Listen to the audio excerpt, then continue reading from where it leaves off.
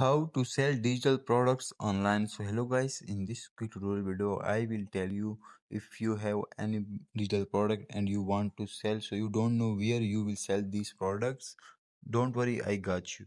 So for that we will simply go to Google Chrome. Here you guys will search for Payhip. So I will simply search for Payhip.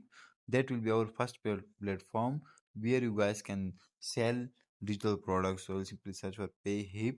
Let's search for it. Now click on that first website.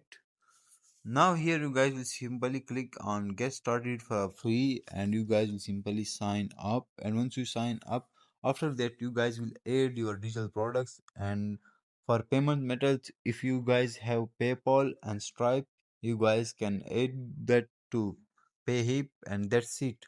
Whenever you get sale, your payment will be directly added to your PayPal account, our Stripe account. So that's how you guys can sell online digital products. Also, the another option was Gumroad. So it was another platform. If you are not from US, UK, and you don't have Stripe or PayPal, you guys can use Gumroad.com. Here you guys can simply sell your digital products, and here you guys can add your local bank account. Thanks for watching.